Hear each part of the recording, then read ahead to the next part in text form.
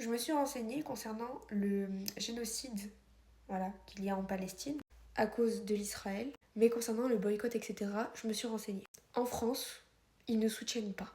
C'est en Israël, les McDo en Israël, qui ont déjà donné des repas aux soldats israéliens, mais c'est pas en France, c'est le McDo en Israël. Et c'est à cause de ça que l'appel au boycott a été lancé. À cause de ça, McDonald's a racheté absolument toutes ses parts qu'il avait en Israël. Parce qu'ils veulent vraiment insister sur le fait qu'ils sont neutres politiquement. Ils ne soutiennent rien.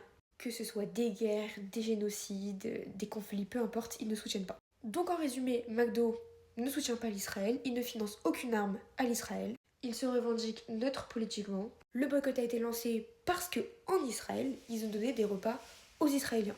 Alors, oui, c'est absolument un truc qu'il ne faut pas faire parce que les Israéliens sont en train littéralement de tuer des millions et des millions de gens, mais ça reste quand même le McDo en Israël et McDo a racheté toutes ses parts qu'il y avait en Israël pour éviter ce problème.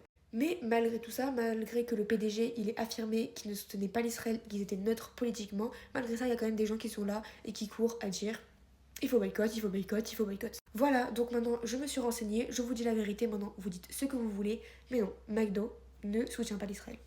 Bref, bisous les gars.